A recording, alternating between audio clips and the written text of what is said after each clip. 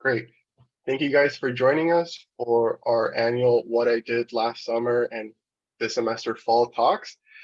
Today we're going to have USC staff and students present on all the interesting things they did during this pandemic year. And after each presentation, you guys will have a chance, about 5 minutes, to ask questions, and then we'll move on. So thank you for joining us, and let's kick this off with any of our wonderful faculty. I can go ahead and go if you want.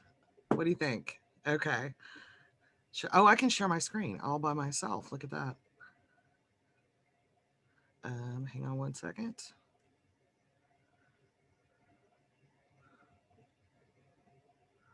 I forgot to start it up. Like I haven't been doing this like 50 times a week. Okay, here we go. Okay, so can everyone see my screen? Everything is working? Excellent. Okay, so this is what I did last summer and fall, which obviously was very different than what I had planned. These are pictures of me normally in the field, being filthy, trying to keep the sun off myself. But this is basically what I looked like all summer in a Zoom cube. So that's what I mostly did this summer, or where my location was this summer. So the plans actually were last summer to do field work in 2 locations. One was on Old Providence and Santa Catalina Islands in Colombia. I am the principal investigator. Most of you do know that. Some of you have worked with me as well. And this is through USC and the Institute of Field Research. And then I was supposed to spend the second half of the summer on Ambergris Key in Belize. I'm sure you see a pattern here. I like Caribbean islands a lot.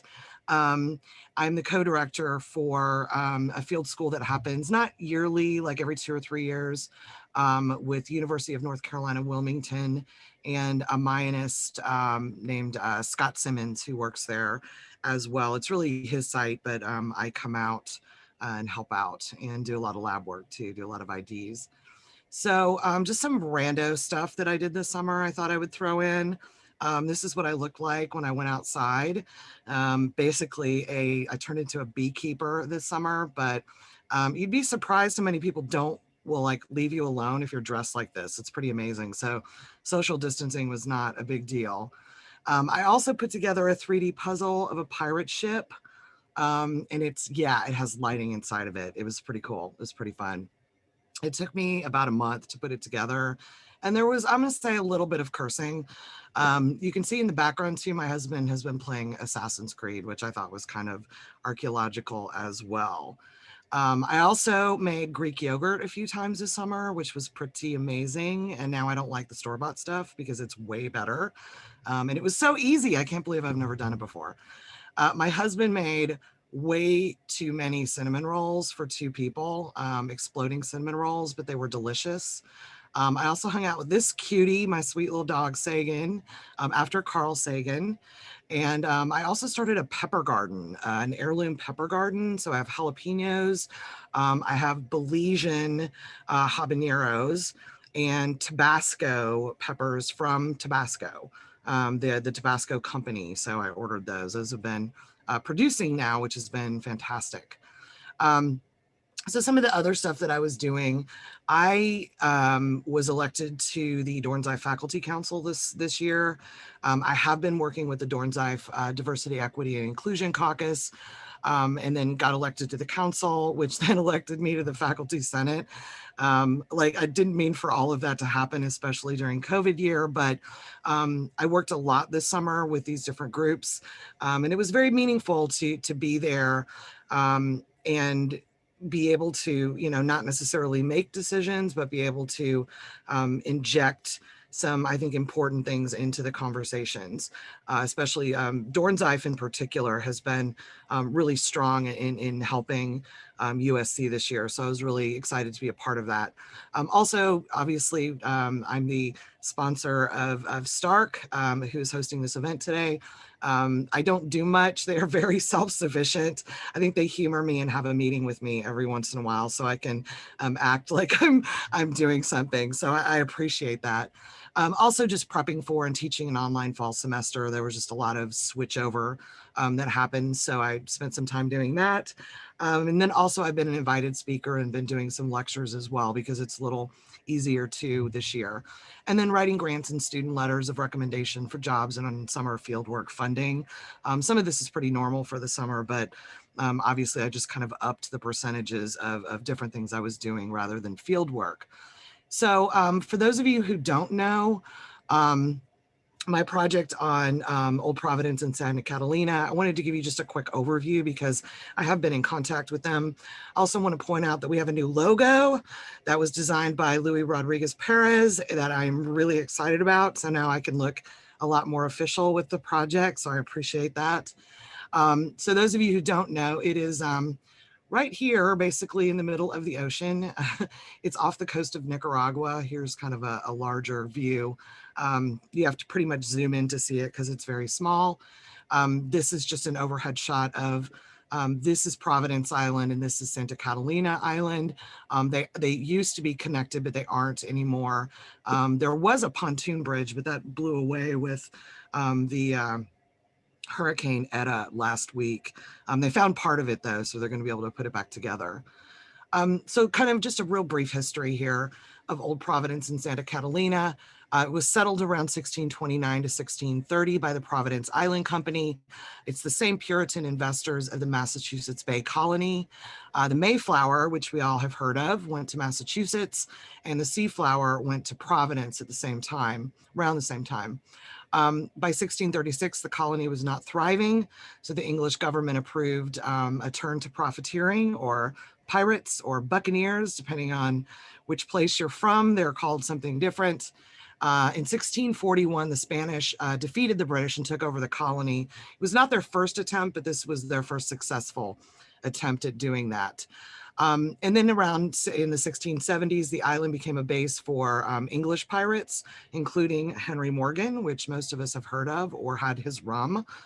And then in 1810, I'm jumping forward quite a bit of time here, Colombian independence, when there was Colombian independence, it won a claim against Nicaragua for the islands.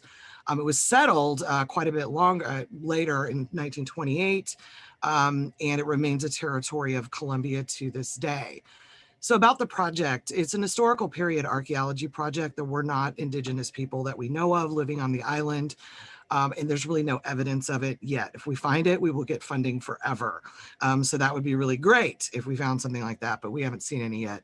It is a community-led archaeology project. We are very much in sync with what the community wants. They get to tell us what they want. They work with us. They show up at the sites. They've been very, very involved, and it's made the project, I think, a lot more meaningful. So some of the methods that we use, we do survey and surface collection, archaeological excavations, ethnographic interviews, and also community outreach and teaching. So just some major kind of overview of the aims and goals. We need to find the original town of New Westminster. We still have not found it. And I know it's hard to lose a town, but it's lost right now. So we still have some work to do. Answering questions about the settlement's timeline. There are conflicting oral and documentary records, which happens a lot in colonial history. And we've only had one season of excavating, so we don't have a lot of information. We do ethnographic data collection because we're going to create an online database for residents and researchers, currently focused, but not completely, on older residents and documenting the unique English Creole that's spoken on the island. We're also going to be doing a yearly international conference in cooperation with a foundation, Native Foundation on the islands. And then we also teach archaeology methods and theory to local middle school students, which is complete chaos and total fun all at the same time. It's really great. So what I did was, when all of this kind of went down, it was also at the same time that the BLM movement picked up and BIPOC. And so I got a hold of my local participants and said, I know this project is focused on the local community, but what can we do better? What do we do if this happens again? And I had some really good conversations, and they were very consistent with their answers. So their answers to these questions, what are the most important aspects of the research? How do we continue the work? What if this happens? So one is ethnography. They do not want us to stop ethnography. They felt like making records of the English Creole, because it changes frequently. Every time I go, it sounds more and more Spanish than it does English. So they want that recorded. Also documenting older members of the population, ongoing oral history collection. This is one of those, I think they call them blue zones, where people live regularly to over 100 years old. So we have this incredible oral history base here. And so this is something that's very important to the local community and to us. It fits in with what we would like to know. Continue teaching in the schools, so keeping young people engaged. They really, really enjoyed what we did last year and want us to keep doing that. They still want us to find the original town of New Westminster. This is not just for no reason. It's really important to the culture, history, and tourism there. They do not have a Colombian, South American background. So Colombia is huge. They don't necessarily think that the islands aren't important, but they don't recognize that it's such a different history. So being able to kind of confirm those things actually helps the local community a lot. So what we're going to do is we're hoping to go back next summer, but in case we're not, we're planning on a remote season. What we'll need to do is send AV and like survey kits to the islands, but we'll continue online interviews and ethnography. Remote teaching at the schools, we'll kind of set up things, or we can teach at the schools. We'll even have them dig a unit where we know there's been some construction already, so it's okay, but we're going to teach them how to do it. International conference is a webinar. And then also we have a group of volunteers who are going to help us to get GPS information and do walking and foot survey to kind of get an idea of where we might want to excavate when we come back. So we're working on all of these things, but so far I think it looks really doable, and there is still a lot of work to be done. So that was it. Any questions, comments? These are just some pictures of the fantastic island and the fantastic food. This is called the Rundown, by the way, which is way too much food to eat, and it's pretty fishy. I will put that out there. So that was it. If anybody has any questions, I will stop sharing, and you can let me know, or you can email me if you have any questions as well. So thank you. Thank you.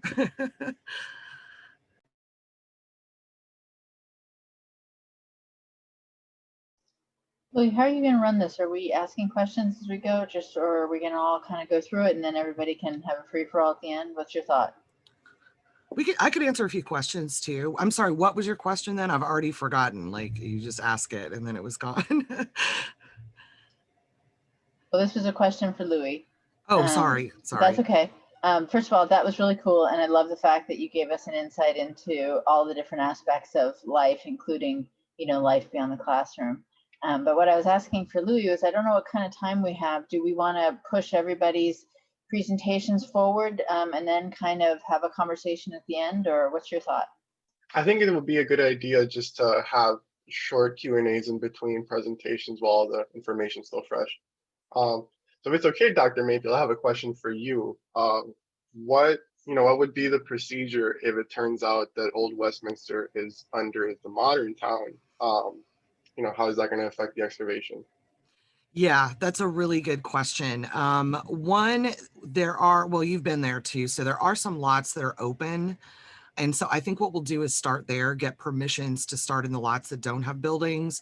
And then what we'll kind of do is follow when there is construction, and hopefully work with the community to say, hey, could you hold off until we come the next summer or whenever that is?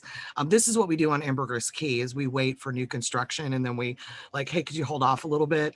So that's what we'll do if we want to get under some of those buildings. I think likely the main building is under Government House, which is not movable. But maybe we could get into one of the plazas or something. Maybe they'd let us pull up some bricks. So we start with the easy kind of targets that are open, and then we move, and people will get excited about that and then want you to kind of come look at other things. So that's my protocol for the moment. I Awesome. have a broader, so I did not mean to interrupt you, Louis. I'm so sorry. You're good, Emily. I was just gonna say, if anybody else does have a question, just go ahead and speak up. So you read my mind. Go ahead. I have kind of a broader question. I was just curious as to how the pandemic has been affecting these communities because they are more isolated islands, but are they dependent on like international imports, et cetera, and if they've been affected at all?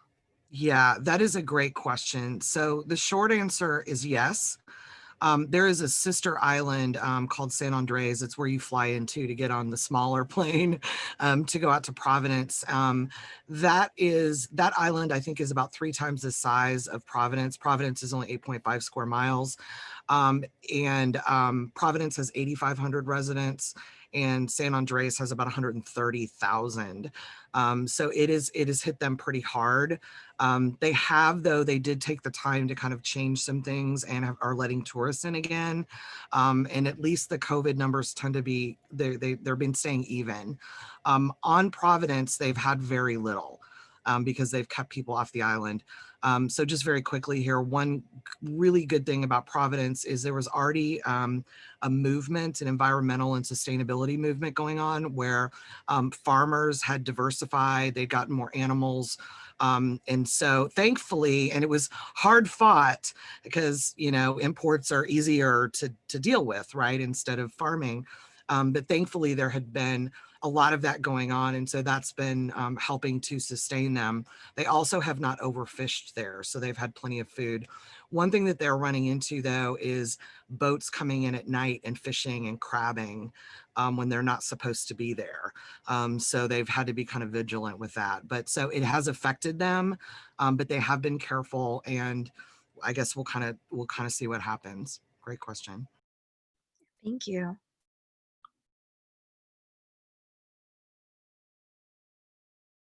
All right, thanks you guys.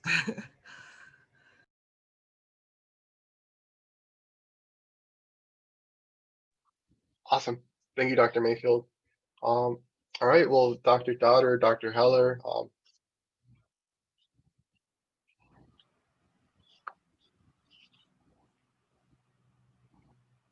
let's see. Eric, are you talking? Yeah, there you go. Okay, now I can hear you. Can everyone hear me okay? Okay, great. Should I go, Dr. Dodd, or are you ready? Okay. All right, give me 1 second. I'm just gonna move some stuff around in here. Raise my thing up and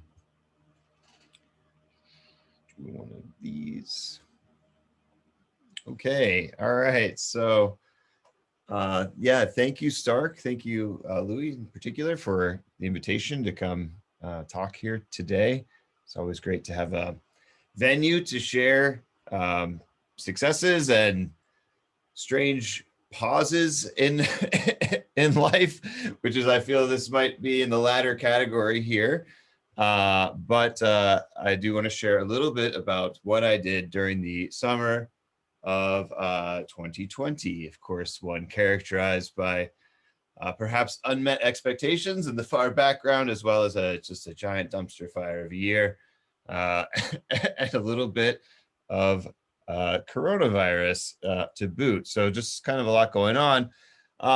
Like Dr. Mayfield, I'd like to just start by talking about expectations versus realities here. So I had expected to go lead for the first time here at USC, students on a great adventure to go and collect new data at my old dissertation site in Northwestern Belize, do a little 3D scanning, maybe some VR work based off of that, and also just have the incredible honor and pleasure of teaching new students the art and science of archaeology. So yeah, I was really looking forward to that. The other thing I was also kind of had in the mix was for a while we had this grant kind of going out to the Bureau of Land Management to do some groundbreaking virtual reality work in the American Southwest. I'll talk a lot more about that later, but we had kind of had more or less, we were expecting to get that money early in the summer and begin work as early as August on this, or maybe we hadn't even talked about July, but that was probably a reach anyway. The reality of the situation is, of course, it's the government, right? So the government is going to be slow, always slower than you think. And in this case, it was COVID slow. So we didn't hear about anything from them until way later than we thought. So it was kind of like a bit of a halted summer, as I think, was probably not unique to me in this case. But nevertheless, despite all the odds, I was able to do perhaps more excavation this year than ever before, and in an entirely different modality, which I think you'll enjoy. So first of all, about the excavation projects, we did both horizontal and vertical excavation, largely paleontological, but it's kind of still important work. Like Dr. Mayfield, for the first time, really doing anything on an island, which I think was fun and interesting as well. And in addition, I got engaged in some museum collections research. Did a lot working with Dr. Blathers. I don't know if you've read any of his stuff, but a prolific speaker, I think you'd agree. All right then. Okay, all right. I've had my fun. But seriously though, what did I actually do? Well, I worked some more with my old friends at the Friends of Cedar Mesa. I did not have new data to work with, nor have I yet to secure release from the data I collected in the region to put together this VR experience. But we nevertheless got a hold of some National Geographic guys who did some work in the area, and they generously allowed me to play with their data set and begin work on constructing this Friends of Cedar Mesa VR experience, this Visit with Respect VR. That's actually slated to one of these days. I've been working on this project for years and we're still not there yet, but one of these days be in their visitor center. So still kind of working on that, but with this time with a new kind of more collaborative model, which is cool. I mean, they're Nat Geo guys. They can shoot. I'll tell you, they're very good photogrammetrists. Their data is pretty nice. So we're kind of still working with that. And this is a nice kind of project for me because it's the target platform is the Oculus Quest, which is very accessible for people. So it's nice to step away from my crazy VR, my huge gaming rig and kind of develop something that can be more readily distributed. So it's kind of some new challenges for me. And the idea here is that the visitors could, put on an Oculus Quest VR device and walk around some relatively modest scaled VR experiences and largely receive Visit with Respect messaging. And this is Friends of Cedar Mesa's kind of conservation ethic platform that they've actually, it's actually an award-winning platform. They get a lot of recognition for this model of teaching people to visit archaeological sites. So this is just one way to kind of spread their message just a little bit further, which they're already doing a great job of, but just an extra tool in their arsenal, so to speak. And the other thing I did work on is some of this Canyon Country cultural landscape stuff. This is that grant I was talking about. Many of you have seen this, but since I have the video queued up, I won't miss an opportunity to show it off once again. So here we are. This is VR output from the VR headset. This is the site of Moon House in southeastern Utah, Bears Ears region. Very, very beautiful site. And this will be the basis of the Canyon Country Cultural Landscapes VR experience, which is, as of now, I'm pleased to announce, fully funded by the Bureau of Land Management. So we've got bunches of money to go and get this done. Unfortunately, we're gonna have to spend all that money. Can't keep any for ourselves, but we get to spend it largely on developing collaborators from indigenous communities who will help us not only kind of tune up this experience, but also add a tremendous amount of content that helps unpack the meanings of these very, very special places the significance, the kind of ethics, conservation ethics that they have surrounding these experiences as well. So that is a kind of the big to-do on our list right now, along with cleaning up some of the visuals here, designing a virtual museum space, once again, in consultation with Indigenous people from the Four Corners region. I want that space to very much be a reflection of how they believe these artifacts should be curated in a digital environment. So we'll see. There's a lot of work to be done there. So yes, we did get that grant. We are moving forward with this project, looking forward to 2021. And also, as some folks in this very space can attest to, there are opportunities to get involved. So STARC, let me know if something like this is exciting to you, if you think you might have something to add, or you'd just like to learn this process. Always room for other collaborators, especially my fellow USC colleagues and students. Lots to be done here, and lots of ways to get involved. So that is my little snuck in a sales pitch there. Perfect.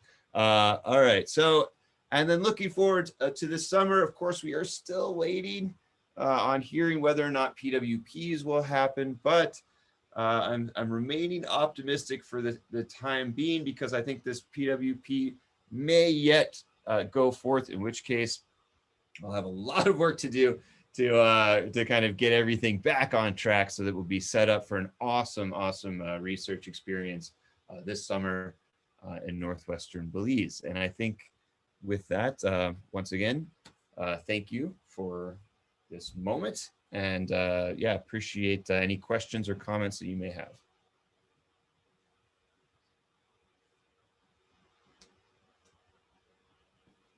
Thank you, Dr. Heller. Quick question. What's the name of your island in Animal Crossing?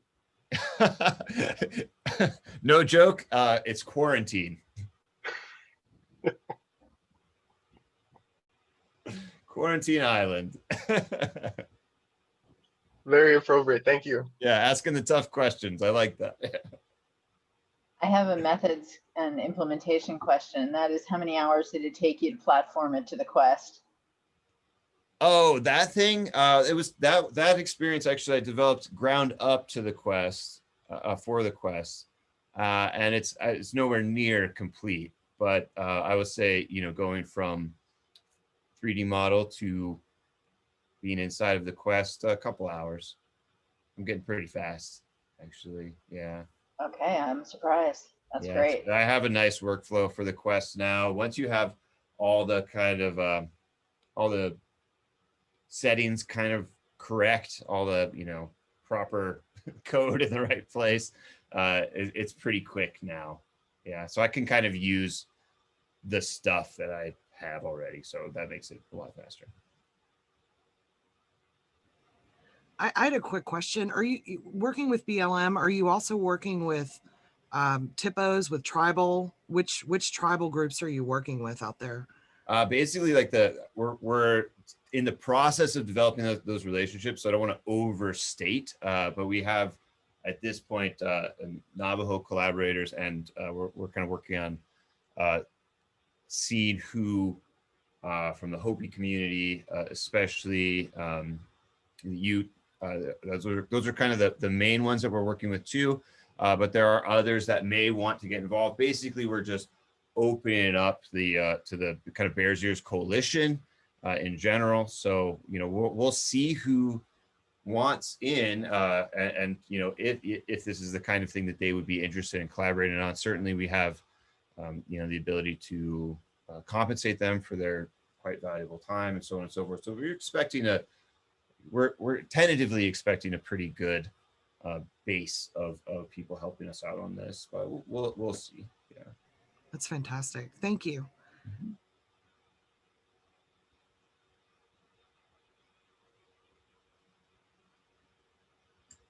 Great. Anything else?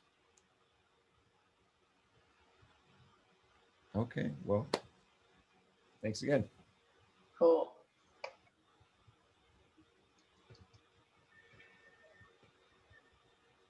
Let's see, Louis, do I have share screen access? Yes, you should. All right, let me punch that up then. Hold on. 2 shakes of a lamb's tail here.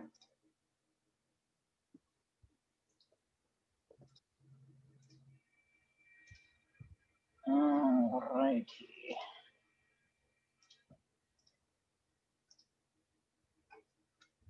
All right, I am definitely not going to be as cool and groovy and savvy with that weatherman background that we just saw. And I can also tell you there's not going to be any pirate ship in mine, unfortunately. So these are 2 hard acts to follow, I got to say. I just wanted to tell you about one thing that went on this summer, actually this fall. And it's one of those situations where the research outcomes were minor but unexpected, and are going to have somewhat, have some significant impact for us, and in ways that we didn't expect. So what is this impact? Well, first of all, where I was in the Lake Tahoe area of Emerald Bay, which is down in the southernmost part of Lake Tahoe, which sits right between California and Nevada. And I didn't put in a map here, my apologies, but I hope that you have a sense of the fact that this is a high alpine lake in the mountains, nice cold clear water. It's a place of, where people desired to go. And they did actually go there for a long time in the late 19th and early 20th century as an escape from Los Angeles, from Sacramento, from San Francisco, as a place where you could go up and enjoy and go fishing and get away and have some cool fresh air and be in nature and do things like that. So this map that you are looking at is actually what's left after a series of camps in that area of Emerald Bay fell into disuse. People stopped coming up there, and they sank all of the small boats that people had been using at this particular camp, at Emerald Bay Camp, in the water of Emerald Bay. And one of our projects at USC has been to come alongside the state parks and to help them to document the underwater trail that includes diving locations like you can see here on this small fishing boat in Emerald Bay. And so people who are just like you guys have been diving in the waters of Lake Tahoe and capturing images and making 3D models of the small submerged boats that now lie on the underwater, that lie underwater in Lake Tahoe, lie on the bottom in Lake Tahoe. And these have been made accessible to other divers. So there's an underwater trail that was opened a couple of Octobers ago. And then our students came and dove these wrecks and documented them. And we're going to be going back in October, last month, with me to do this again, to do some additional documentation. But you can probably guess what happened to that trip. Yeah. I, on the other hand, was able to convince the deans and the provost that it would be okay to risk a faculty member, even though it's not okay to risk students. And I was allowed to go up there and to work with the state parks and some other agencies and some training dives up in Lake Tahoe. And we got a chance to go back and revisit one of these boats. In fact, you're looking at it. And I just wanted to show you some ongoing realization of what has happened to these wrecks, because our goal is to identify whether there's damage that's happening because of anchor drops, because boats are there, or because people are going down and touching the wrecks and diving on them and possibly removing things from them. What actually is the impact of what we call daylighting these heritage resources for the public? So I'm in the water, and I we dive down and we go to this. You can see there's a sign there. It says wooden fishing boat. I mean, we come up with really good ways to describe things, right?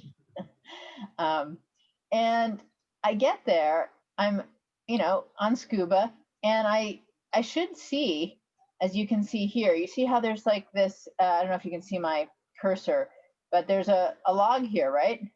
And there's a sign that says wooden fishing boat, then there's a log, and then there's the boat. Yeah, okay.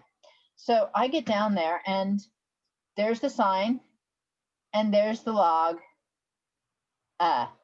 Okay. So this is a tiny problem.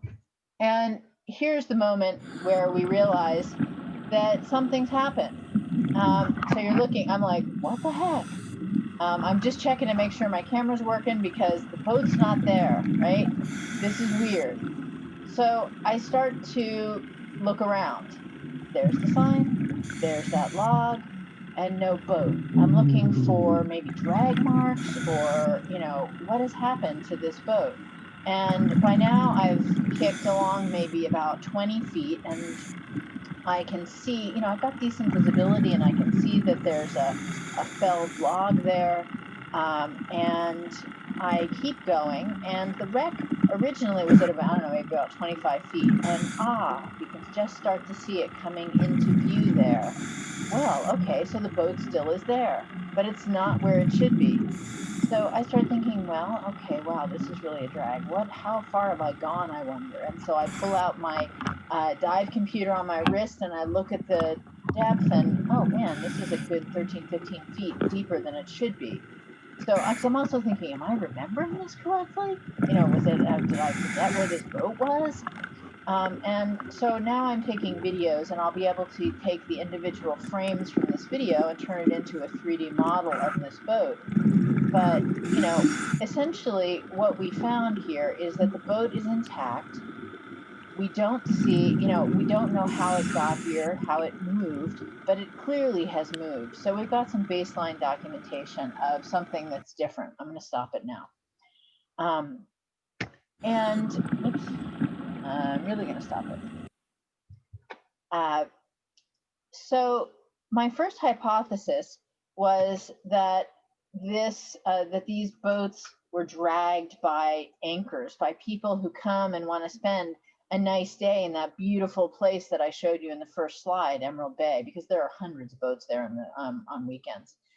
And what I actually found out by using a little bit of, so I started talking to people about the fact that, oh, maybe people are dragging, these boats in from where they are to where we find them. And I started asking around in the dive community and found actually that there was a dive shop owner who takes people, and he had noticed that this boat here, this other little wooden fishing boat that's on right next to this huge barge over here on this map, had actually slipped down as well. And I thought, whoa, okay, well, it could be anchors again. There's no indication of damage on the boats per se. And so what I started to do was to think of other alternatives. How would I account for this? And it seems that it's possible that what we've got is some seismic activity up in Lake Tahoe. And, like in a cereal bowl or a fruit bowl, when you jiggle it, things start to move down to the center. It may be the case that we have that going on in Lake Tahoe.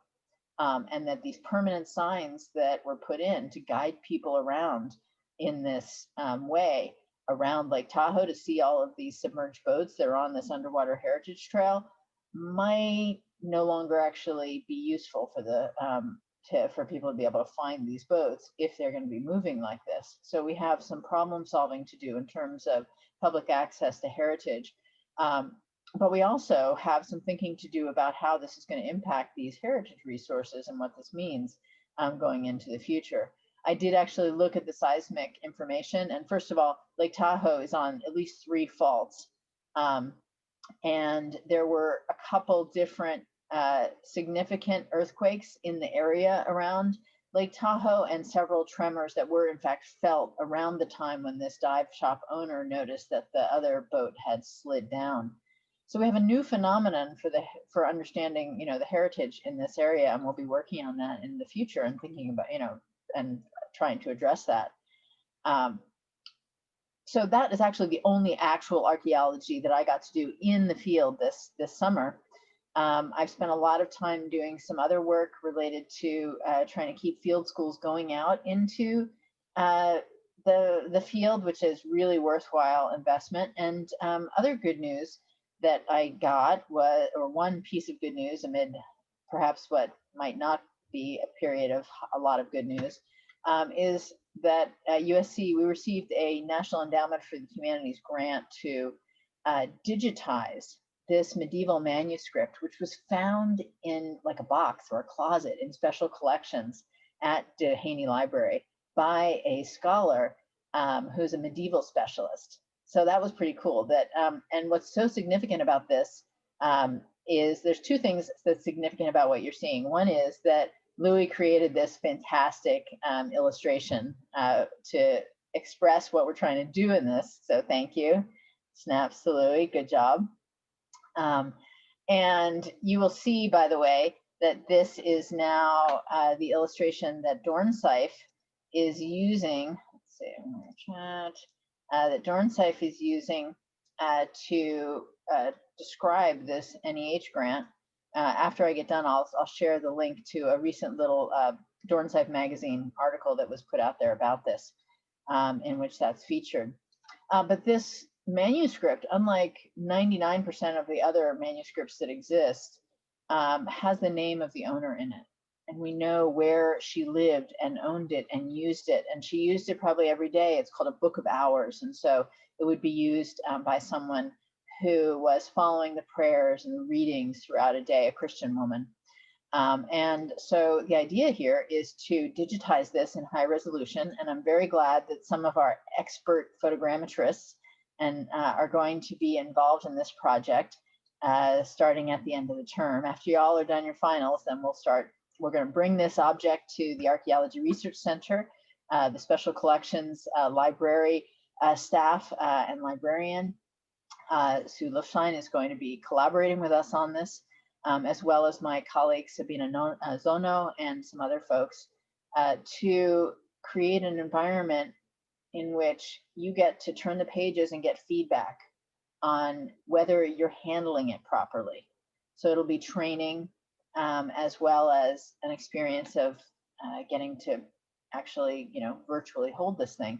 The third part of it is the trouble right now, and that is that I need to go with one of our photogrammetrists to the place where this was used, and that is Ghent, Belgium.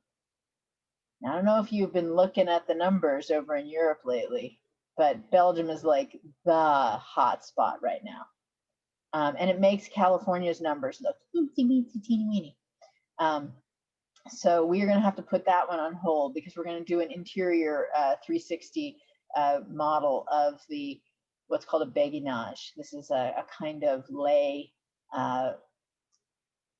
residential facility for people who have a religious life. So not a convent, not for nuns, but for women who are living together in a religious way. And that's going to have to wait until those numbers come down a little bit. I definitely am not going to be able to take a USC student over into that. But I'm delighted about this. I think it's going to be a really interesting opportunity to build up some capacity and to do something that is more than giving an experience, but really that is designed to help people understand why museums and libraries exist, to ensure that proper handling, so that something like this can actually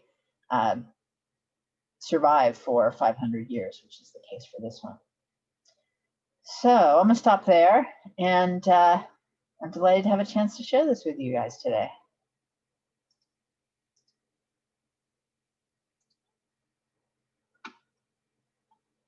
There's that link. Thank you so much, Dr. Dodd. Yeah, if anyone has a question, just feel free to speak up. We have a pretty small group.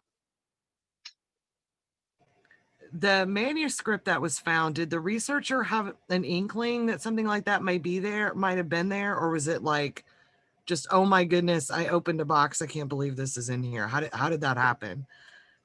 Well, as I understand it, she went to Special Collections to see what kind of medieval manuscripts were in the collection.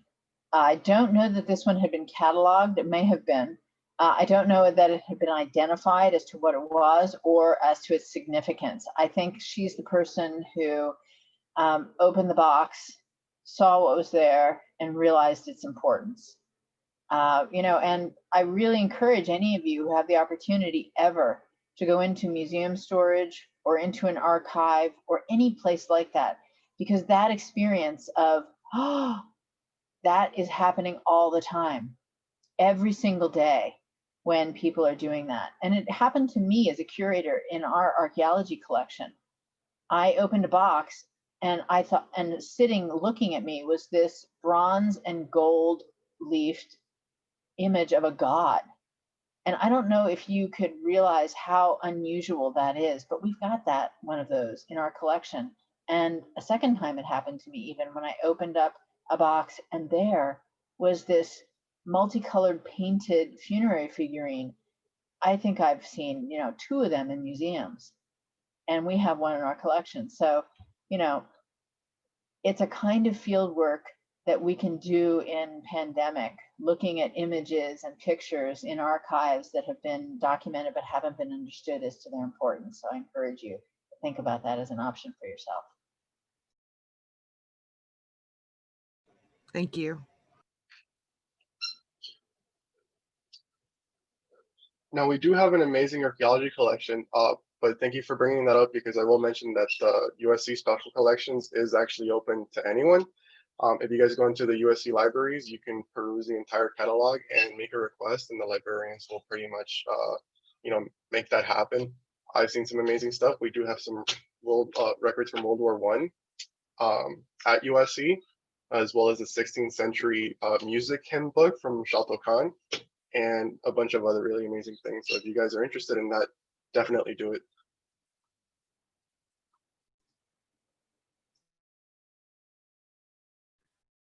I also have a question in regards to Lake Tahoe and these kind of seismic shifts. I'm assuming that it's constantly going to be changing the location of these boats. How do you then are going to move forward in addressing that? If you have, I know you mentioned that you have some problem solving to do for sure, but I was just curious to see if you have like kind of plan of action yet. So that's a fantastic question, Emily. And what I didn't tell you is that the day prior to, or the dive prior to making that video, 4 expert divers had been dropped on the GPS point of another small boat, and we had gone and down to where we thought it should be, and then it wasn't there. So we thought, okay. So we started to do a search pattern, and we could not find it. And so we were quite concerned. We thought maybe we had the wrong GPS point, but now we understand that it might actually have moved more than we thought.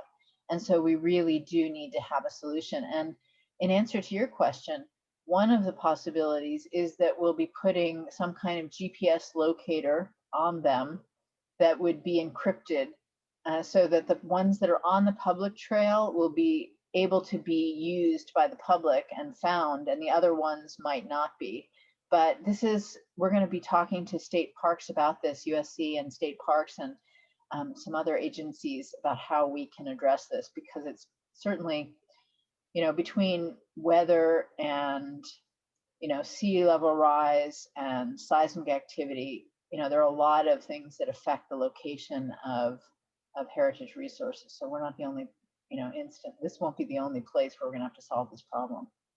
But that's at least our first thought, is some kind of a portable, durable locator. Yeah, that's so interesting. Thank you.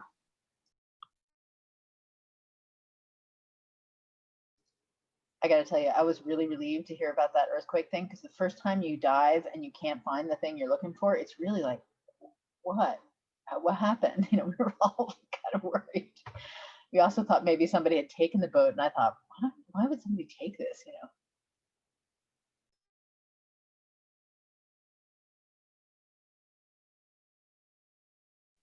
This is kind of a random question, but did you get puzzled? Because I figured if an anchor would have dragged it, you would have seen some damage on the boat, right? So was it completely whole? Like, did you not see any damage? Right, so that's a good question. There was no new damage, and I had seen it a year ago, so I didn't see anything obvious, and I didn't see any really clear drag marks. But it was also obvious that where it had been like this relative to the slope, it was now like that.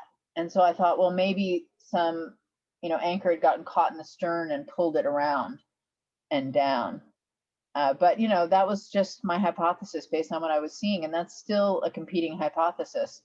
But I tend to think that the seismic activity might be the better explanation at this point. Great, thank you.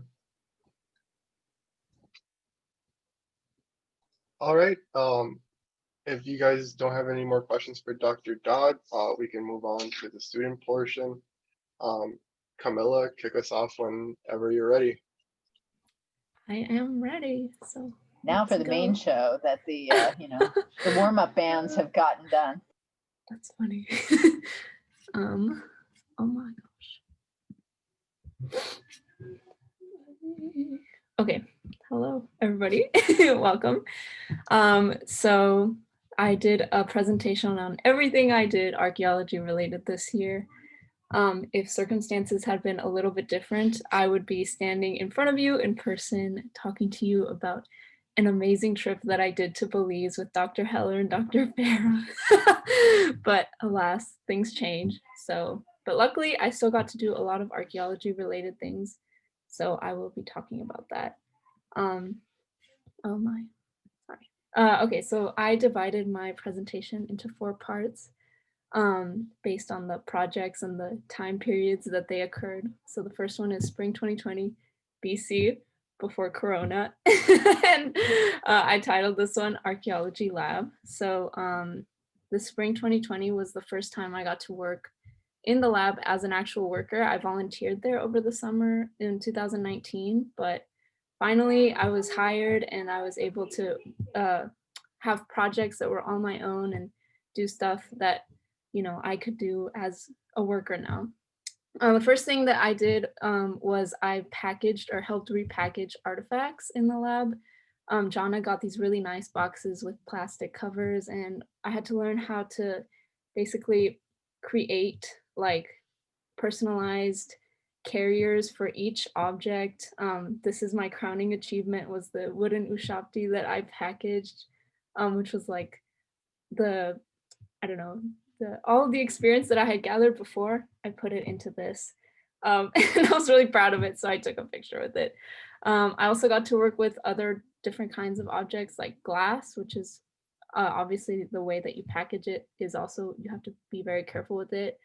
And it's different. So I worked with a lot of different things, and it was really interesting to see how everything had to be placed in a certain way, with certain materials and all this. And that was a really fun project, but we finished it early.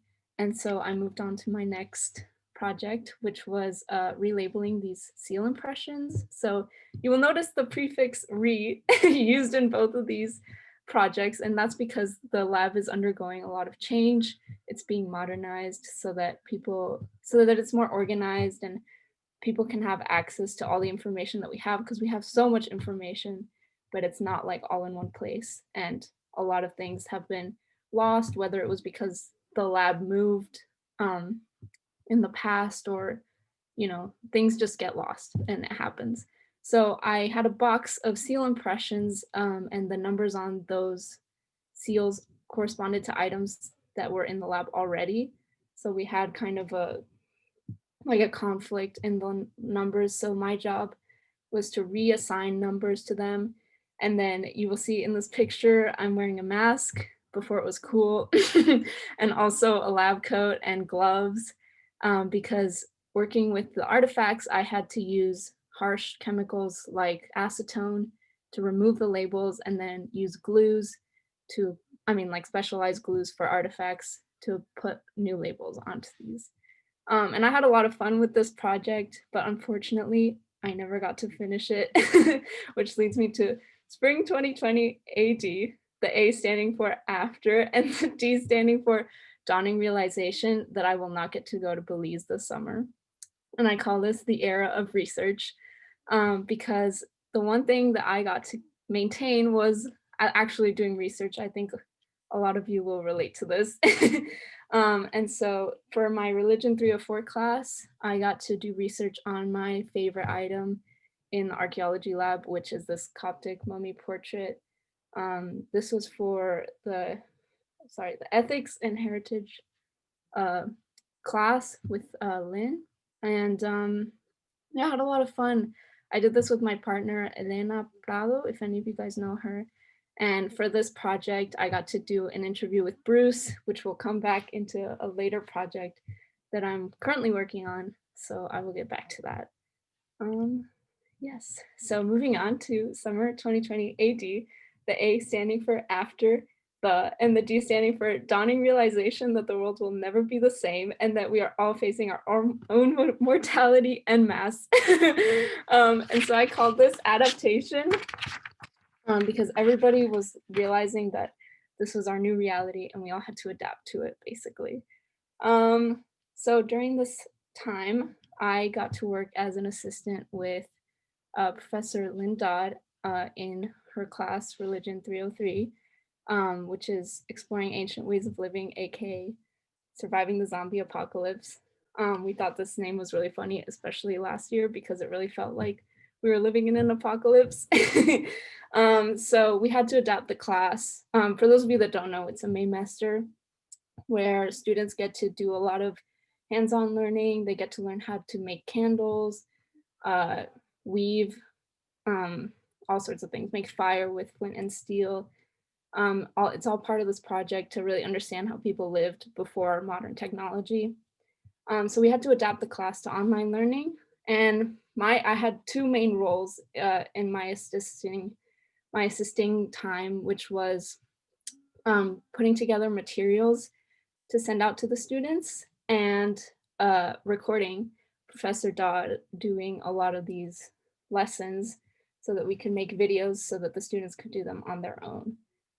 So the first material that I was in charge of was porcelain. And now you might be asking, where do you get porcelain in modern day United States during a pandemic? And the answer is very simple, actually. You get it from a toilet that's been stored in the archaeology lab. So the first image I have here is of my brother. Both my brothers came to help, but this is one of them. And he is prepared to smash a toilet to pieces so that we could send out porcelain to the students. The next two pictures I have are myself and Professor Lynn at her house, actually putting together all these materials into the boxes. The boxes consisted of anything you can imagine, from wax to knives. We had ingredients to make bread, ingredients to make cheese,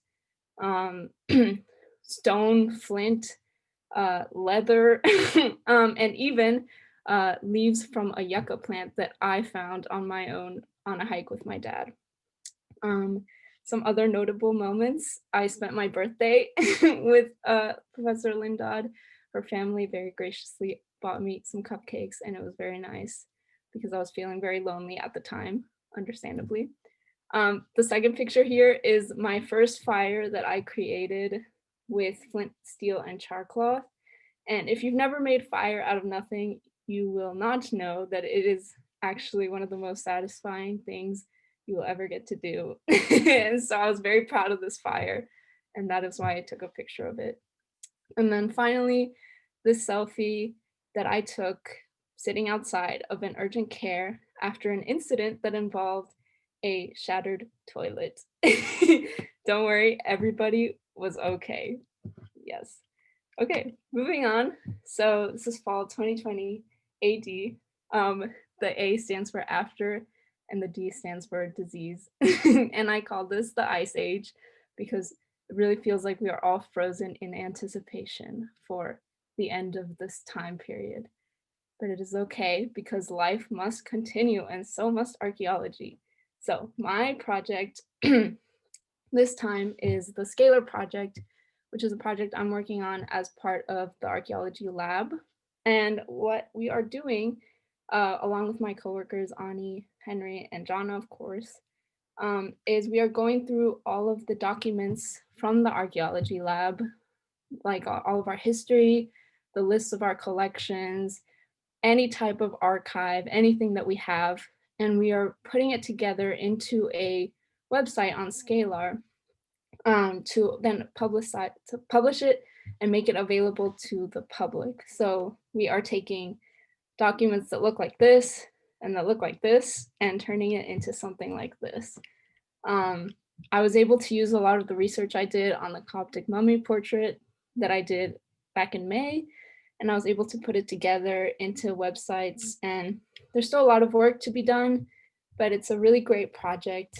And we're doing stuff like researching the history of our collection as well as the history of the donors, and putting together a list of all the objects that we have in the archaeology lab, which means that we also have to do research because a lot of the public doesn't really know some of the terms like ushabti. And for example, I had to research what red polish was, which is a technique from Italy.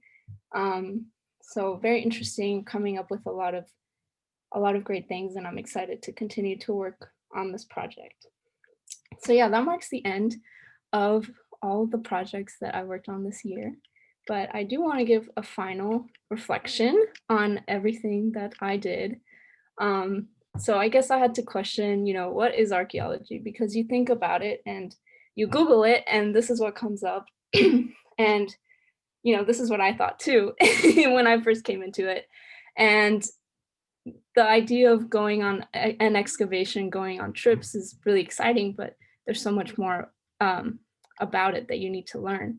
And so through my projects, I got to learn that, about education. Education is a huge part of archaeology, as we all know. We do this to educate people. Collections management, the process of donating artifacts is really interesting. Artifact preservation, which was, mostly at the beginning of my year, and provenance was something I learned in my class.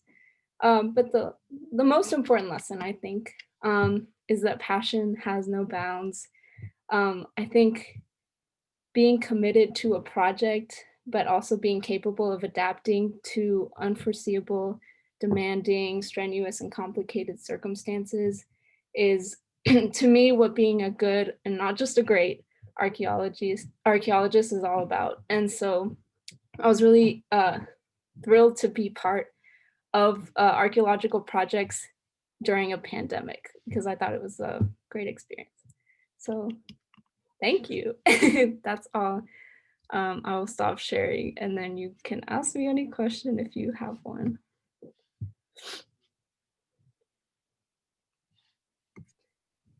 I'll just say thanks for that ride. You're welcome.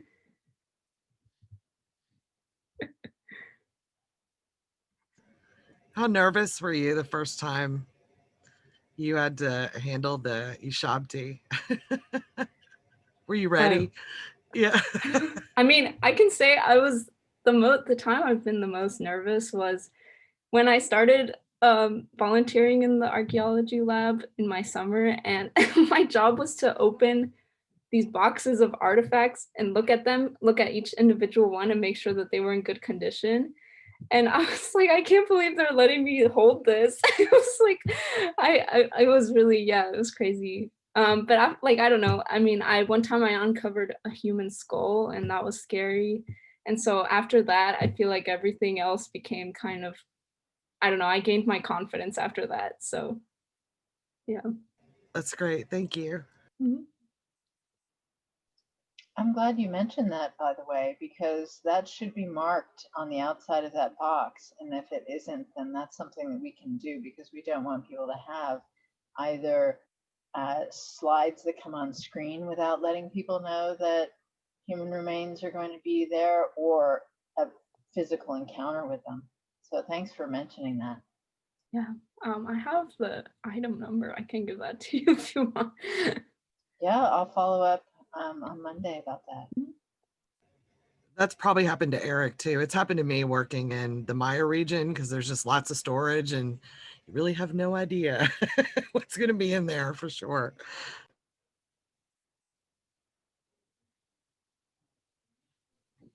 Camille, do you have a favorite artifact after looking at the entire collection? The mummy portrait will always be my favorite. Has a special place in my heart. Trying to think. The scarabs are really cool too that we have. I don't know. I think everything is cool there. I never isn't one day where I go in there and I'm not excited about something. Even the seal impressions that I worked on for forever that I, like I looked at them more than once. I was still excited by them. So yeah.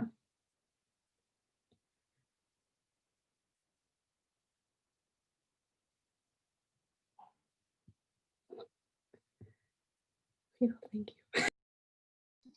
I'm excited to see what you have after you're done your scalar project, you and everybody. So well done. Thank you, Camilla. I guess we could move on to Sean Silva now, if you're ready. Awesome. All right, I'm very excited to talk to you guys about what I've been up to during the apocalypse. So this is what I did over the summer and fall in terms of archaeology stuff. Here we go. So first, a bit more about me. I'm an archaeology history double major, classics minor, and my research interests are in classical archaeology and more specifically architecture, urban spaces, fountains and baths, as Dr. Lindad knows, and Anatolia. So that's a bit more about my background. So the first thing I did was I signed on to the Shaukat initiative because all of my summer plans, like a lot of you guys, were canceled. My planned trip to dig in the Peloponnese was canceled, so I was sort of scrambling around to find other options. So I went to the Shaukat initiative, which was recommended through the classics department. And it was basically you teach a class to high school students for 8 weeks about any topic you want, as long as you have some expertise in it. So I decided to go with monumental architecture in Egypt from the ancient era to modernity, to the Ottomans. So I had a really, really fun class. I learned so much about what goes into teaching archaeology in terms of like making a syllabus, planning, like class order and structure, and all of this. So I learned a lot about the behind the scenes world and gained a greater appreciation for what archaeology professors do. And our final project was to have the students build their own monument in Minecraft based on what we had learned. And the idea was they had to take inspiration from at least 2 eras so that they could do some cultural syncretism. So that's what we were learning about. So that was very fun. And yeah, so that was Shaukat, Shaukat initiative. And I also joined the Philologos Society. So I was initially just a contributor. It's an intellectual society, but I became the vice president. This thing seems to happen to me every time I join an organization. So I did many different things through them. The first was I wrote articles. So I wrote so many articles, they actually created a whole category on their website just for archaeology. So I wrote about more sort of public interest topics about the broader field, like Indiana Jones, looted artifacts, tourists, like that sort of issue, because this is supposed to reach a broader audience. So that was a really nice exercise. So I wrote a lot of articles through them. I also did some presentations. So we did presentations sort of internally in the club, and we also did presentations to local high school students. So this is me presenting to a local high school about the archaeology of ancient Roman hair, which was really fun. So this is, taking advantage of Zoom, you can reach a whole high school this way. So that was very fun. So I did a couple different presentations like this Roman hair one. And then I also made video series for their YouTube channel. So I made this video about stacked archaeology, basically when different layers stack up over thousands of years. How do you deal with that? How do you deal with that like methodologically in the field? How do you deal with that symbolically? How do the different layers interact with each other if they do? And then also politically, because that is the, frequent question about, getting permits. What does this mean? Is the government friendly to certain layers, not others? So dealing with these sorts of issues in these short, accessible video series, which were very fun to do. So that's what I did with Philologos. I also did some presentations with the Senior Classical League. They had presentations where people would give their research in sort of internal club symposiums. So I talked about the sarcophagi of Helen and Constantina, which was an adopted project from a history class I took with Louis last semester about women in Rome. So yeah, I was giving a ton of presentations this semester, which was very fun and a lot of good practice. So I also did a lot of archaeological research digitally. So I actually snuck in a lot of archaeology to some of the history classes I was doing. So for example, in my medieval Iran class, I did a project on Naqshi Jahan Square in Isfahan, which was basically an archaeological paper in a history paper's clothing. And then I'm doing my final paper on the Sa'adat Abad gardens in Qazvin. So there's that. And then also for my ancient Athens term paper, I'm going to be talking about an Ottoman imitation of the monument, the Koregic monument of Lysicrates in Athens, and how they made an imitation of it. And there's a lot going on there symbolically. So I'm sneaking in archaeology wherever I can. And for my actual archaeology class that I'm taking this semester, I looked at this, which is called Kush Kayaze, which basically just means birds rock. And this shows you my interest in Anatolia. This is on the northern Black Sea coast.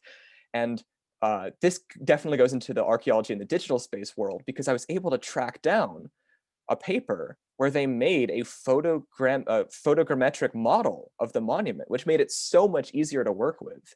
So I was able to get this model and do some research that way. So that was a really cool sort of digital archaeology moment. And then finally, I started a YouTube channel called Archaeologists Anonymous. And this is all about bringing archaeology to the public, making these sort of fun, rapid fire videos. We're using clickbait for good purposes here. And yeah, so this is all sorts of fun topics that will get the general public interested in archaeological discussions. Here are some of the videos. So talking about Akhenaten, he always draws interest. Pompeii, the Library of Alexandria. And these last two, the Library of Alexandria and the Sultan Hassan Mosque, are actually part of this series I did about archaeology done by a DC native. The idea was connecting DC architecture to architecture like the Library of Alexandria or the Sultan Hassan Mosque, which was one of the inspirations for the center, the Islamic Center in Washington, DC. So all these sorts of interesting connections across time, which gave me an excuse to talk about, ancient archaeology while connecting it to something people might be more familiar with, modern DC. So that was very fun. And then it also grabbed the attention of Dornsife. So they did a short piece on Archaeologists Anonymous, and they're going to be posting this soon. It's like a short 3-minute piece. And you'll notice at the bottom, it says history and archaeology students. So I'm repping the archaeology department for Dornsife Communications. So yeah, I've been very busy, and that's what I've been up to. So thank you for listening. This is a picture of a Mazra, which is right near where Kush Kayaze is. And when this pandemic is over, I have vowed to visit. So yeah. I have a question. It seems like you're producing a lot of really, really, really fantastic content. And as the social media person, if you want us to promo your YouTube stuff, we can 100% do that.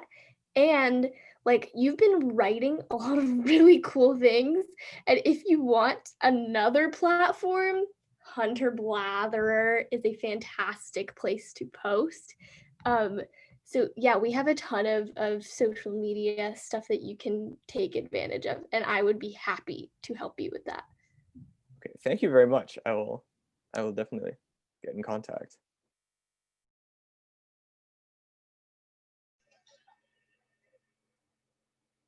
Sean, this is really cool to see how much you're getting into the, connecting and communication with enthusiasm space. That's exciting. One of the things that I was really kind of taken by is your use of the photography to make the 3D model, or maybe I wasn't clear. Was that somebody else made the 3D model? Yeah, they put it online, so I was able to use it. It would be fun, maybe, if you have time, to use the facility of the internet to gather up all the photos of Kushkayusa and try and run it on our computers using, the structure from motion photography. You might be able to make your own model from all of the tourist photos that are out there. Mhm. Just as an That'd be idea, really if you cool. want to play with it a little bit and do some research work with it. That's pretty cool.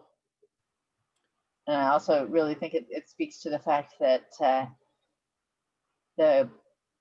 just our going around the world and documenting is able to, these data sets are starting to be tasked in new ways. And I bet that'll be the same thing with your communication out there that you're putting up in the YouTube space and the other, in the clubs, that people you cannot imagine are going to be watching those, some number of years from now. Yeah, that's just fantastic stuff you're doing, Sean. And I want to ask if you could expand a little bit more on how having access to that model helped your original research, just what you did, what it meant, that kind of thing. Yeah, so part of it was actually a lot of the tourist photos are really not that great. The monument itself is on a road on the side of a cliff, basically. So a lot of the photos are like at an angle and like looking up, and they're not great in terms of like visualizing it totally. So just from that standpoint, the model was really useful. It was also very useful because it brought out a lot of the points of destruction that weren't as evident in the photos. So one of the things I looked at was there was a lot of dynamite damage there, and there was actually targeted, this is my argument in the paper, targeted an iconoclastic level of destruction. If you look at like photographs going back through the decades, it's pretty clear that, and there's actually a painting from the 19th century, you can tell that like there's a first layer where they go after the head, the hands, and the feet of the human figure, and that's it. They also behead the eagle, and then everything else is more dynamite. So you can really see in the 3D model those like bore holes where they put the dynamite. So it was useful for a couple different things. Oh, that's fantastic. Thank you.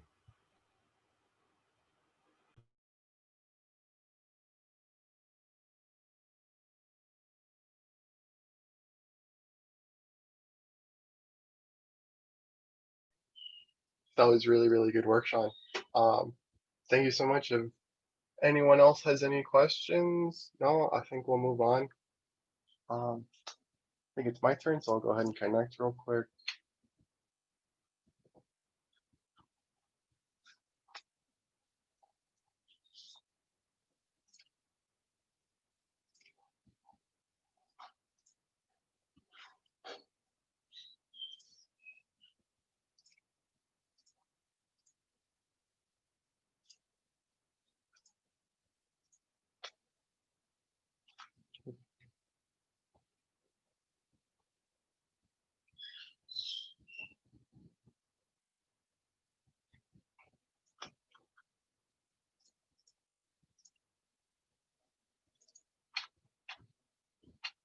All right, can you guys hear me well? Can you guys see everything okay?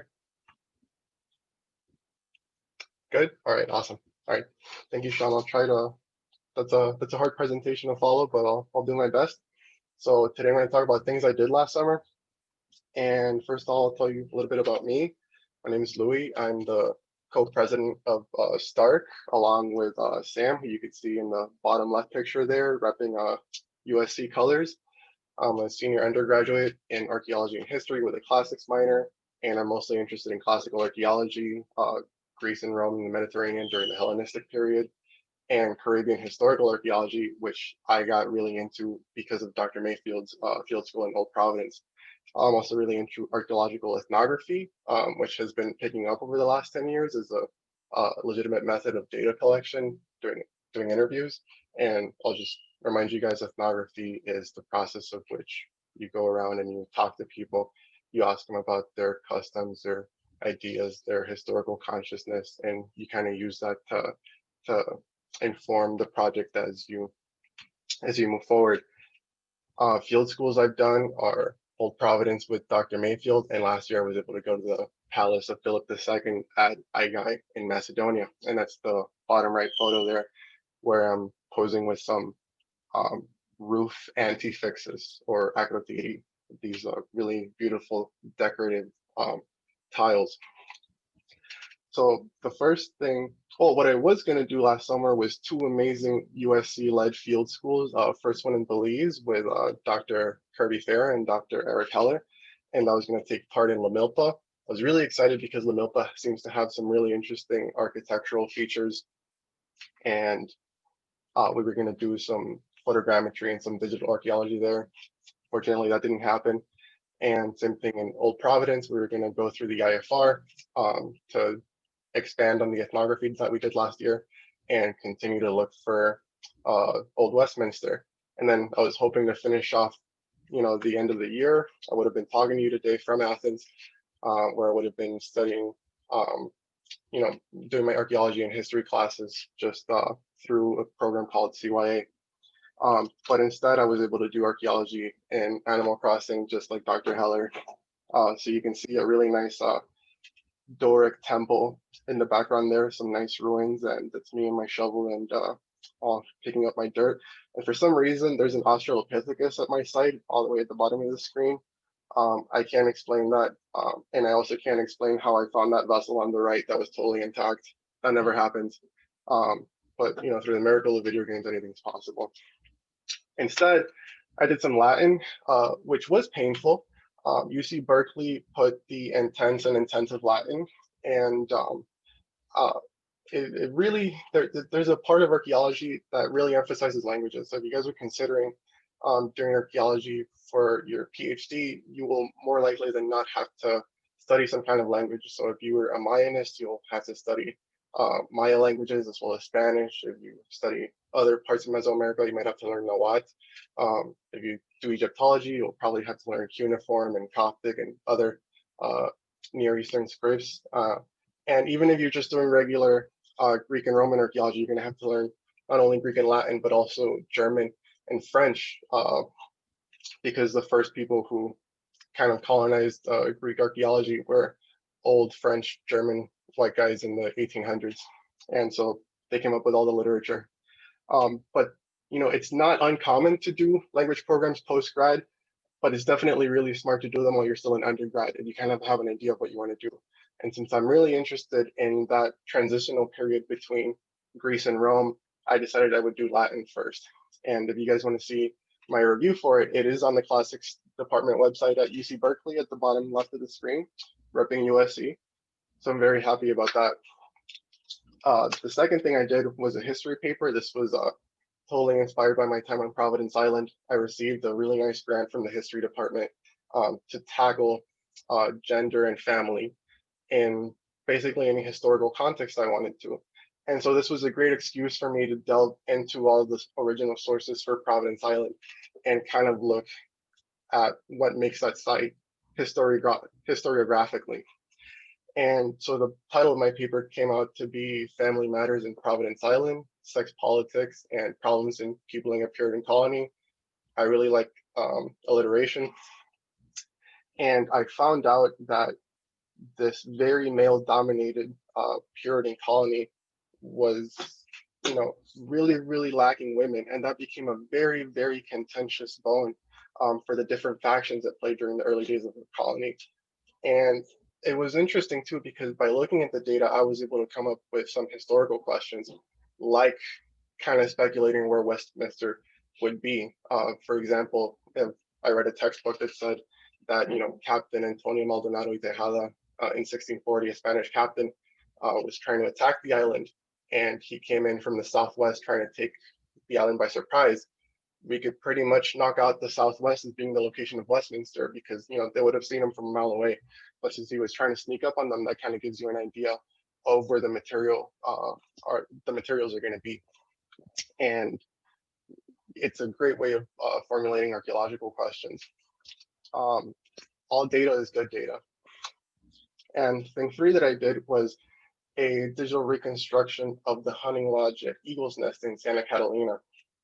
Now, this is a project that's been going on for years, and we currently have a model at the archaeology lab of Eagle's Nest in its current stage, which is not completely ruined, but it's definitely falling apart. It's definitely in a state of decay.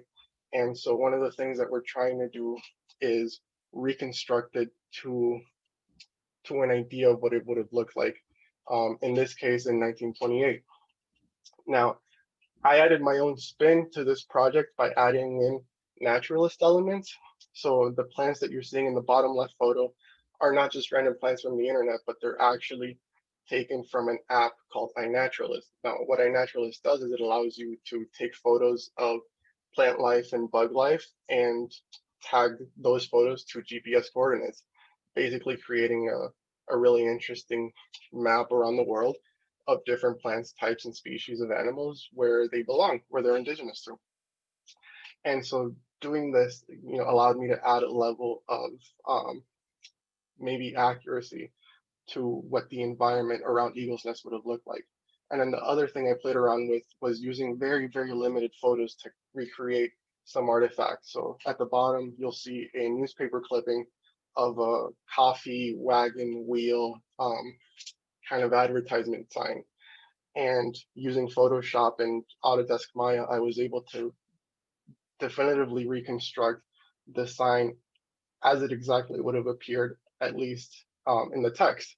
Now, what's difficult and what's limiting is I don't know the exact, grain of the wood or the color of the wood. And that's kind of where, digital reconstruction fails to be super accurate. But it does kind of provide that experience. If you were able to put this on in a VR space, you would get closer to feeling what it's like to time travel to that area. And then finally, the last thing I'm doing now is a fall internship with CYA. Latin totally destroyed me mentally, so I said, I'm taking the semester off, and I picked up a really good really good internship with College of Athens. They put me in contact with a digital archaeologist named Hussein Osterk, who works at 2 sites, or rather 2 excavations.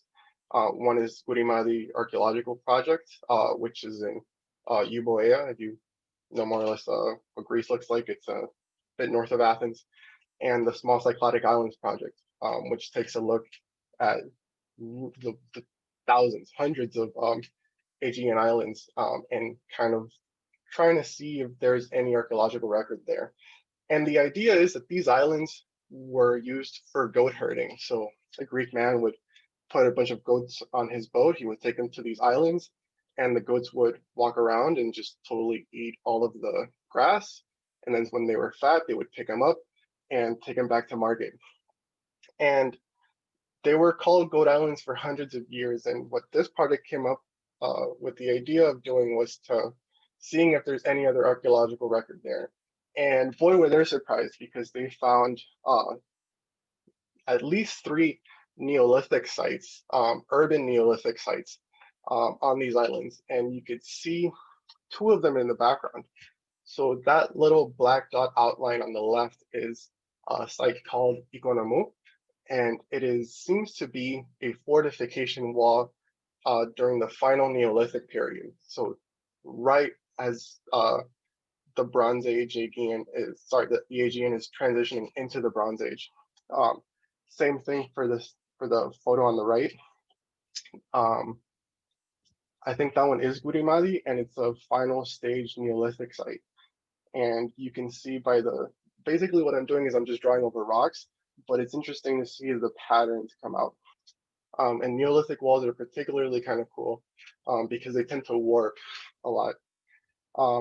If you guys are interested in reading more about the project, I put the journal link in there for you, and hopefully sometime next year, I should have these drawings published on one of these journals. So I'm crossing my fingers for that. And that's it for my super eventful year. I'll go ahead and take questions now.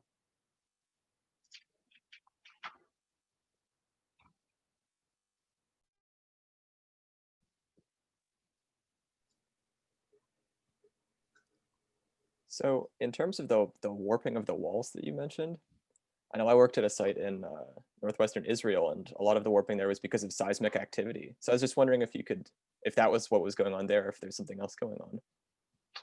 That's a good question. It's still in the really, really early stage of looking at this stuff. But I think it might just be more related to the architecture. A lot of these walls are fortification walls, so there's been talks of whether they were like kind of that weirdly shaped on purpose. But that's something I'll definitely bring up to my project manager.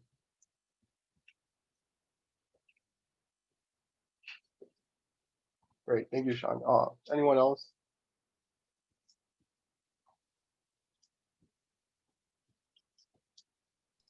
Looks like you're really creating quite an impressive toolkit of visualization, and also building back into that whole pipeline of archaeological knowledge, the transformation of drawings into illustrations and then actually using them in making analytical observations in various ways. It's gonna really, I think, hold you in good stead going forward. Thank you. Very nice.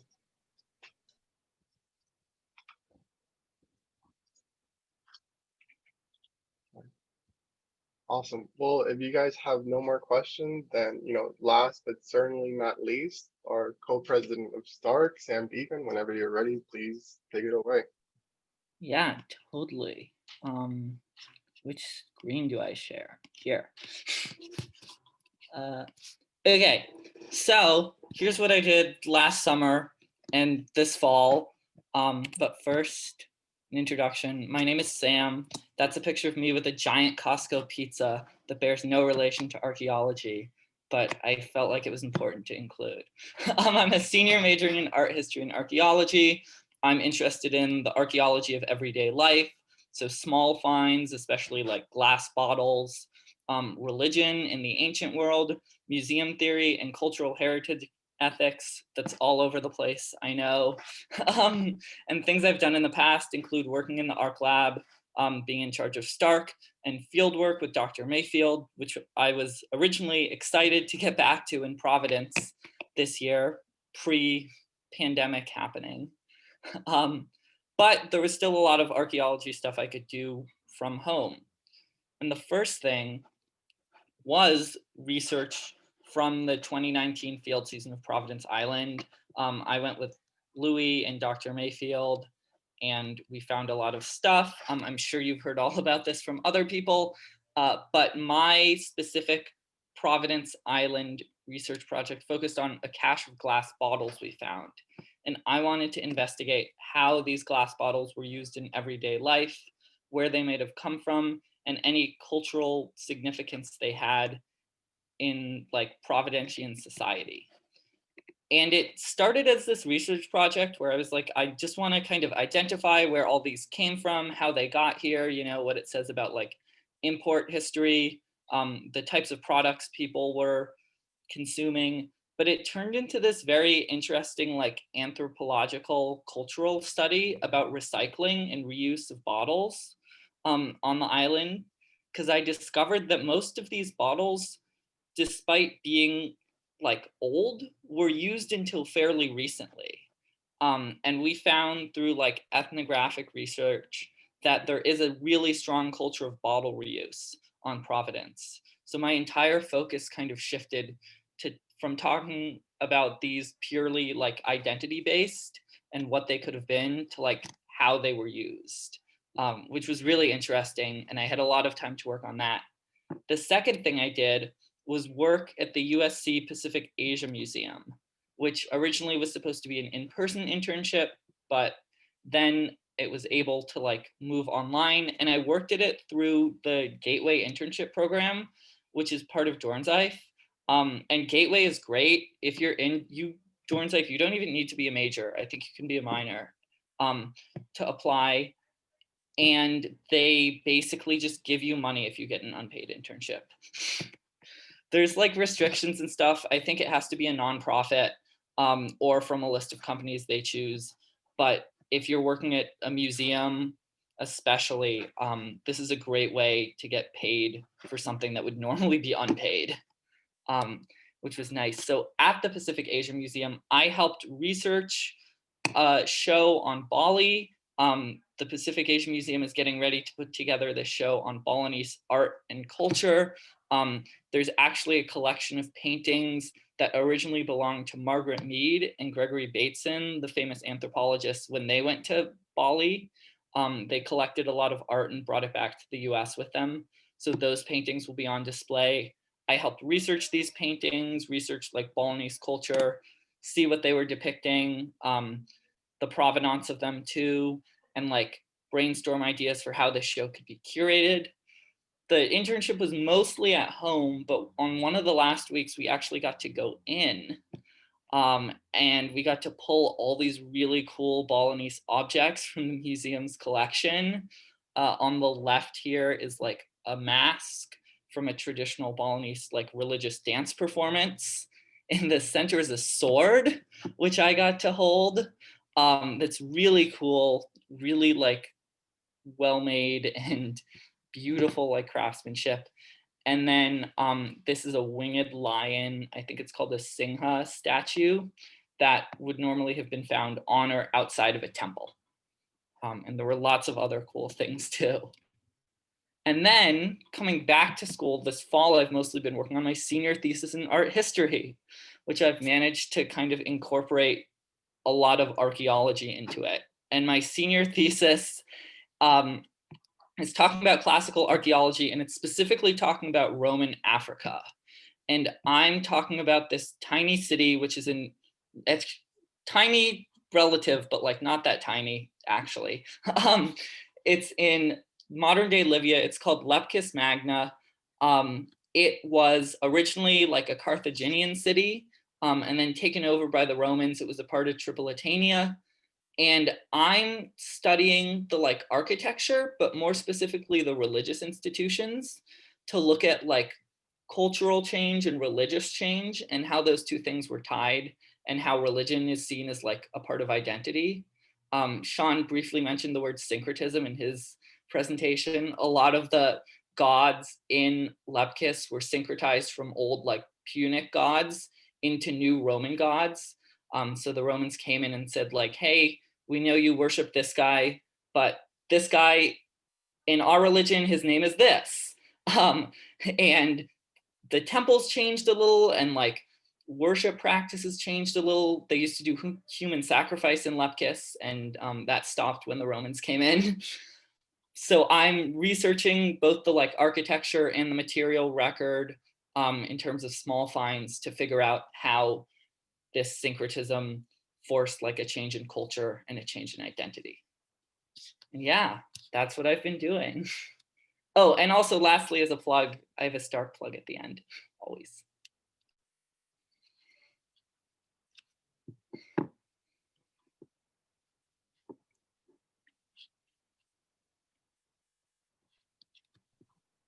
Thank you, Sam. I have one quick question. Have you found any like architectural features on Leptis that might be traced back to the Carthaginians? Because I feel like I've never seen anything like that. Yeah, I mean, it's difficult because there's a lot of writing. Well, the biggest problem is that a lot of the initial archaeology that happened in Lepkis is Italian archaeology done under Mussolini. And they were looking for some very specific things and kind of throwing out a lot of evidence that like didn't align with what they wanted to find. So it's possible that there were Punic things found like in the 30s and 40s, and the Italians just like didn't document them or didn't care about them.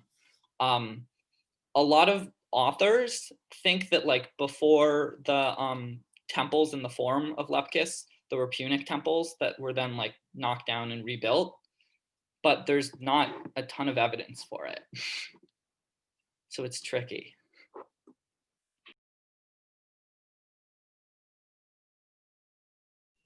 Thank you. So this is less of a question and more of a comment, but it's just so funny that you mentioned Leptis magna because I was literally just reading about it. And Wait, another sort of whose funny painting of book crossover. were you reading? The Mattingly one? The Kenrick one. Okay. I read all of Mattingly for my research. And then you mentioned working with artifacts from Bali, and I actually looked at this sort of famous book, Nagara, the Theater State in 19th Century Bali, as a methodological reference for my Safavid Isfahan paper. So it's really funny to see like some old friends in your research. That was really cool. Yeah, Bali was not a region I was really expecting to research or was familiar with at all, and I've learned so much like amazing stuff about the culture. Yeah. Would you be able to send me your Leptis magna paper? I really want to read it. It's my senior thesis, so it won't be done till April, May, but I can send you like what sources I'm using if you want to read them and like where I'm at so far. A lot of it is in Italian, and I'm kind of trying to like Google Translate and do some patchwork with that.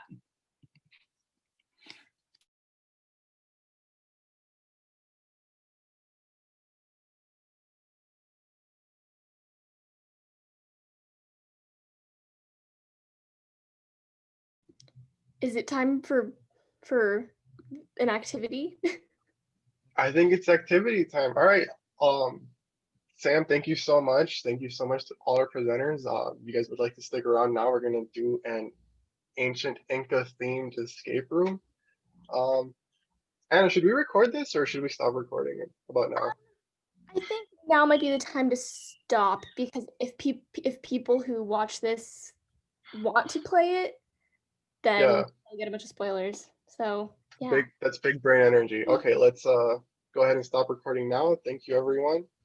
I want to say thanks to all of you who participated in this today, for coming and for prepping and for being here to listen. It's been really interesting to hear what everyone has been doing. There's lots of things here I wasn't even aware of. And it's also just great to see everybody. So also a big shout out to Louis for organizing this. Thank you.